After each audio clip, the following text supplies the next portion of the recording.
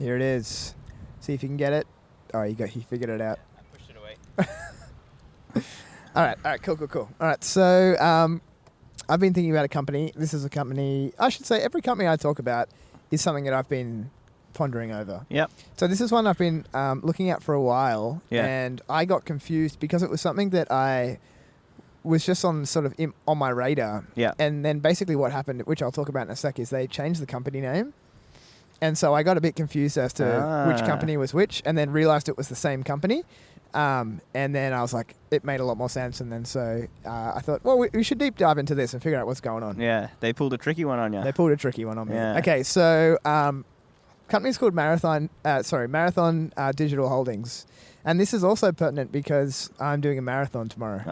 There you go. And that's the shirt I'm wearing. So yes. This is my new run shirt. New run. It's all happening this weekend. Yeah, it's a lot of events. Pro surfing, some sailing. Marathon, pro running. It's the place to be. It is. So, Marathon Digital Holdings. So, they were founded in 2010 and they IPO'd in March 2012, which is interesting because they've been a public company for some time. Yeah. But they've gone through a bit of a transition. So, they're on the NASDAQ and their ticker is MARA. Actually, what was your ticker? RBLX, I think. Okay. Roblox. Roblox. Okay. Correct me in the comments if that's wrong. Yes. Okay. So, at Marathon Digital Holdings, do you want to have a quick guess of what they might do? Ooh, what industry? I'm going to guess that they like to build fitness trackers. No. So they're a Bitcoin mining company. Interesting.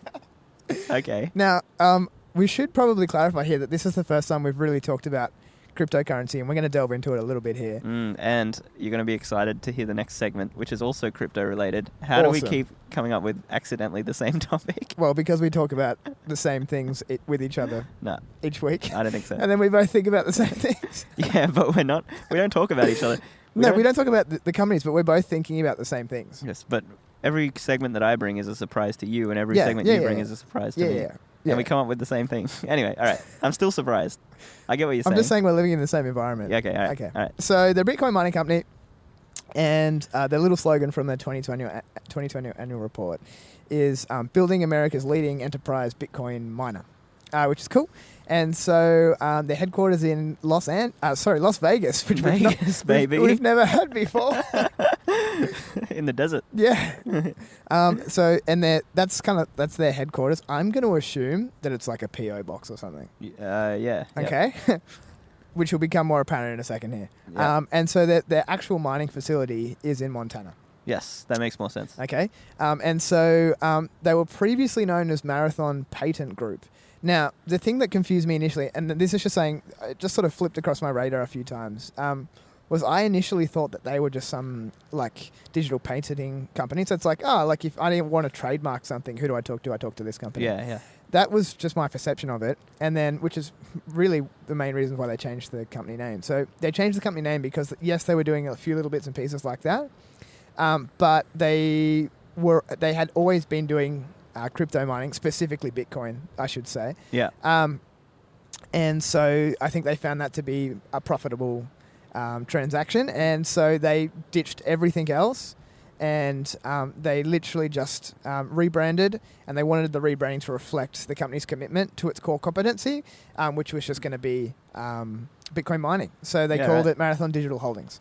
And so they're in it for the long run. So they changed the name in February 2021, which is like 2 months ago. So the CEO is a guy named Merrick Okamoto. Yep. It sounds very much like Satoshi Nakamoto. What's his name? Yeah, that's right. That's right. The old mate who invented Bitcoin. Yeah. It's a front. I don't know. It's actually the guy that invented it. Owns the mining company. So he's 60 years old, and he's been the CEO since 2018. He did not found the company because it was founded in 2010. And so he is an entrepreneur, which is awesome. So he's co-founded an asset management company called Viking. He co-founded a website called tradeportal.com, and he was the founder of a capital agency called First Stage Capital.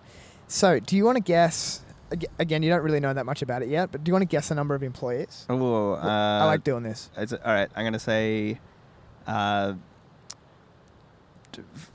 550. Okay, 3. 3? Okay. 3 employees, and Okay. at its peak in 2017, this is where I think it was doing other things, it had 15. Okay. So it's now got 3. Yes. So let's talk a little bit about its revenue models. So they're a miner, or they have miners. So a miner is a computer which is literally just designed specifically to solve the mathematical algorithms that you need specifically for Bitcoin. And so over the time, like initially people were using like gaming computers and stuff like that. Yeah. And then it's become harder and harder and more complex. And so now there's specific machines that are designed to do it. And they're a little expensive. Yeah. And so they're called miners. That's a miner. So when we refer to a miner, it's not like a person anymore. It's a computer. It's not a child. No, it's not some person sitting on a calculator trying to figure out the algorithm. I know, I was talking about miners. Anyway, never mind. There's more than one meaning of the word. Yes. Oh, I see. I see what you mean. Yeah. Okay. Yes. So for those who are interested, the way mining works in like a quick 5-step process is there's Bitcoin transactions that are pulled together in a block, which is encrypted every like 10 minutes. Yeah. Right? And so you've got a block of transactions, and then the miners, they complete to solve this encryption. And it's similar to Sudoku, where on Sudoku, you've got like these random numbers and a bunch of blank squares in a square, and you've got to figure out which numbers you can put in where everything makes sense. And then it's really easy to verify. So that's the third process. The network verifies this, and so it's easy to verify the correct I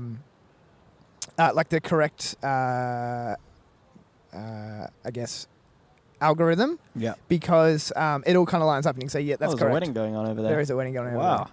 But it's actually quite hard to actually solve it. So the fourth step is then once it's verified, the new block is attached to the chain, which is the blockchain. Yeah. And then for that service, the miners are rewarded with Bitcoin. And so you currently are rewarded with 6.25 Bitcoins per block. Now, this company we're talking about, they've got over 103,000 miners. So again, that's like over 103,000 individual computers working on these algorithms. Yeah. Which is a lot, right? Yeah. That's epic. And so the main issue that a lot of these guys have is power at this point. Imagine you've got 100,000 computers and it's going to draw a lot of power.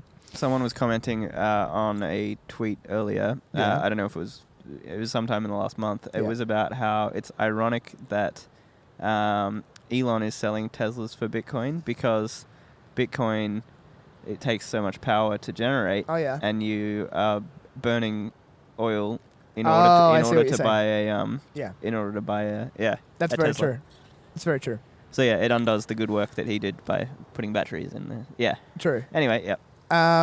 Okay, so this is where it gets interesting. So this company, Marathon, they have 6.4% of global Bitcoin hash rate. So of the Bitcoin, so let's say of this block, of that total block, they are solving on average, they're solving 6.4% of that block. Yeah, that's pretty cool. That's pretty big scale. It's big. So of the 6.25 or 6.25,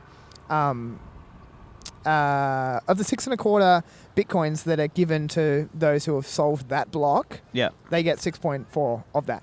Which is good. Yeah. And so basically, at the end of 2021, the end of this year, they estimate to be able to mine 55 to 60 Bitcoins a day. Yeah, wow. Yeah. Which is a lot.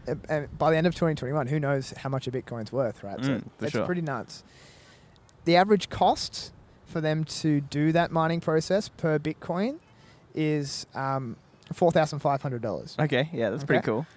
Which is cool. Yeah. And so one of the reasons that that's fairly low is this electricity cost. So the average electricity cost in the US is 13 cents per kilowatt hour. Okay, yeah. The average cost in Montana is 10 cents. So that's probably one of the factors why they chose the location. Yes. A little cheaper. But the electricity cost for Marathon because they have a partnership with their provider. Brilliant. Is we'll give you a Bitcoin every once in a while. well, yes, yes, you nailed it. Okay. Is actually less than 3 cents. Wow, that's great. Okay. All right. And so it is because they have a partnership with their energy generation provider, and they actually own, I assume through some sort of deal, 6 million shares in Marathon. Yeah, brilliant. Cool. So that makes a lot of sense, right? Yeah. And so they're getting a reduced rate. Maybe it's at cost or below cost rate of electricity. Yeah. But the partnership between the two companies, they're happy because they've got all of this.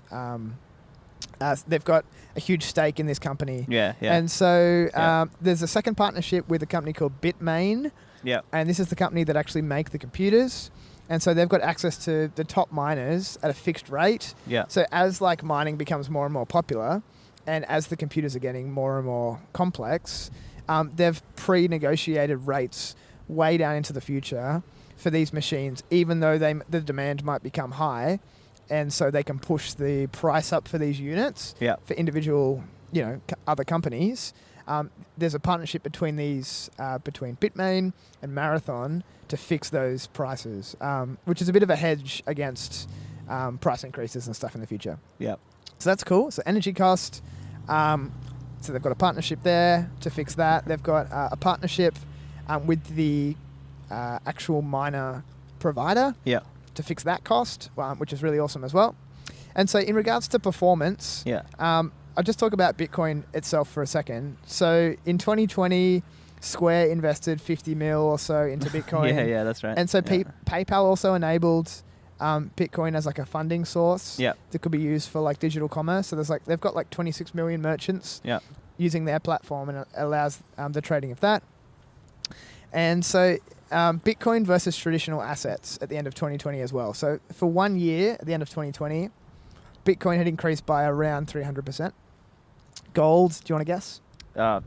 Minus 5%. No, it increased 25%. Okay, yeah. And the S&P 500, do you want to guess? 34%. Only 15. Okay. And 5 years, so end of 2020, Bitcoin had increased just under 7,000%. Yeah. Which is so nuts, but it's true. And then gold, for 5 years, what do you think? Gold, I'm going to say it increased by 40%. Yeah, it's 80%. And Okay. S&P 500. For 5 years? Yeah, this is interesting, actually. It's actually not that high. I think it in the last 5 years, from to the end of 2020. End of 2020, yeah. I think it's I'm going to say 45%. 85. 85%, okay. Yes, your ratio between gold and S&P 500 was correct. Yeah. You said 40 and 45. So Yeah. That's good. So their stock versus Grayscale Bitcoin ETF, or it's a trust, but they're turning it into an ETF. Yeah. A comparison between Marathon stock, GBTC, which is Grayscale Bitcoin Trust, which they actually just mentioned. They put out an announcement a day ago saying they were going to turn that into an ETF, which is cool. Because it was just over-the-counter traded at the moment. Yeah. And Bitcoin itself. So those three different things. So Bitcoin from December to March. So December 2020 to March 2021. Yeah. So kind of where we are at the moment also. Bitcoin is up 100%. Yeah. About 30K to 60K and US. And GBTC, which is the Grayscale Trust, is up 60%. Yeah. 30 to 50 per unit. And Marathon stock is up 300%. So, from $10 to $40. Yeah, cool. Which is a really big jump. Yeah. And so 2022 growth strategy looks like new miners, new facility. So 2020, they were doing 2 Bitcoins a day. Yeah. In 2020. Yeah. 2022, so the end of this year, as I kind of mentioned earlier, they plan to do 55 to 60. So that's a huge increase. And that's especially considering that it gets harder and harder to mine. So they've got to be increasing. If they're increasing to 55, they've really got to be planning to increase by 100. Yes. And then by the time that they've finished building that, it increases by 55. Exactly. So new facility. Yeah. In 2020, it was doing 105 megawatt hours. Yeah. And 2022, they plan, or the end of this year, they plan for it to be 500 megawatt hours. Yeah. So what the reason that I thought that you said it was done in Montana. The reason that I thought it was there was because of the cooling costs. Because you need to like. Oh, that's a good point. Because I've seen a video on a Bitcoin mine, and it's in like Alaska, and then all they do is open up the shed doors, and then they have fans on each side that push through cold air. Yeah, I think you'd be spot on. Yeah. Like Las Vegas is pretty hot. Yeah. So yeah, that's true. Yeah, you wouldn't want to do any actual mining. That'd be less than ideal. Yeah. In regards to financial performance, their mining asset increase would be something like 3,000 Bitcoins a year, which like at today's, like just taking what they do a day, timesing it by 52, it's about 3,000 Bitcoins a year, which is about 200 million Australian. Yeah, that's pretty cool. Increase in their, I guess they become assets on the balance sheet at that point. Yeah. And so the mining expense to be able to incur that increase is only 13 mil. So we're basically, like, it's a bit hard to judge because the price of Bitcoin changes. Yeah. But if we just take a kind of a stop in today's price, it's a gigantic 200 million, 13 million expenses to actually incur that, which is pretty cool. Do you know what profit margin that is? No, I don't know what like 95%. No, I don't know what the number is. Something. Well, like it would be it would be something like 95%. Yeah. Yeah. So that's pretty cool. So some interesting points from their financial statements that I was looking at. Yeah. Is they've got 220 million in cash and crypto, just as a combined thing. Yeah. They've got 105 million of long-term debt, and that's it. Oh, right. Yeah. 105 million. Yeah. 220. And they're planning to make 200 million each year. Each year. Yeah. At current rates. Yeah, that's cool. So it's pretty crazy. And that's just at current rates. That's at current rates. And so the cost of revenue was 7 mil, and they sold $2 million worth of digital currencies as well in the last financial year. And so they actually took a $10 million net loss, which is interesting because my assumption is that there's not really any income generated from what they do, because when they mine Bitcoin, it's just sitting there as an asset, right? Yeah. So they can't realize that on their on their income statement. Would you agree? That seems to be the case because they have virtually no income. Yeah, I guess it's not. I guess you have to sell it to actually make the income. Yeah, that's right. That was my take on it. And so because of that, but all the expenses are still realized on the income statement. It just continues to make losses. Exactly. So so I said that they had it cost them 13 mil, I think it was. Yeah. To actually generate that Bitcoin. The Bitcoin then just sits on their balance sheet. It doesn't look like income. Yeah. And they sold, I think that I said they sold like $2 million worth of digital currency. That then is income. Yeah.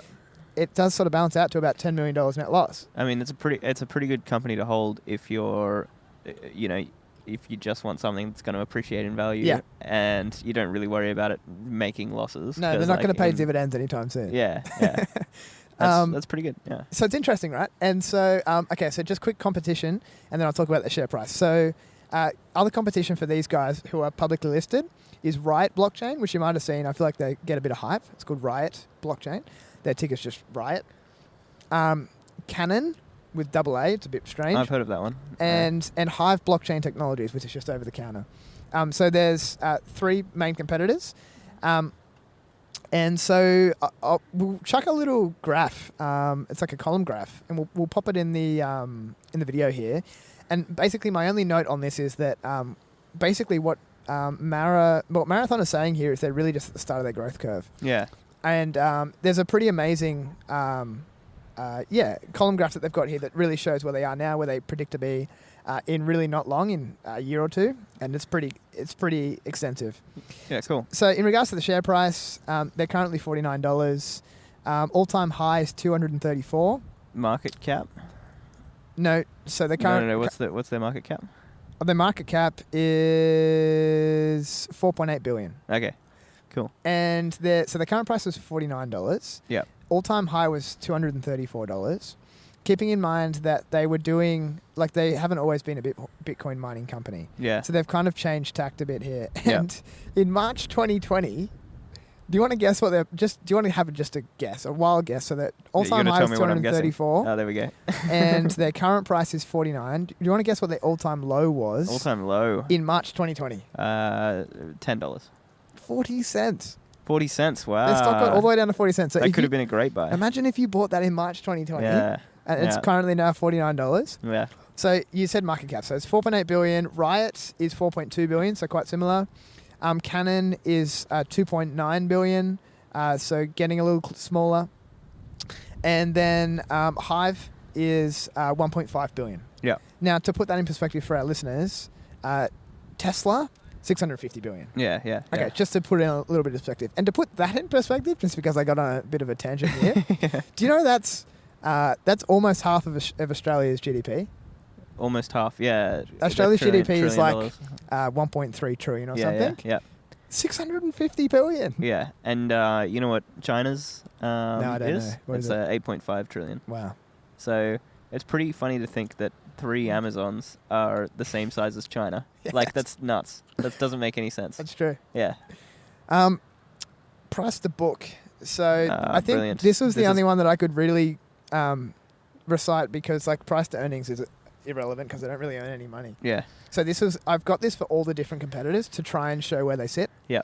So price to book is basically just the price. So it's the price of the share versus the book value. So the book value is the net assets. So just take all the assets and minus the liabilities, so the debt and anything else that they've got, and then divide that by the number of shares. Yeah. So you've got Marathon, which is at 13 times book value.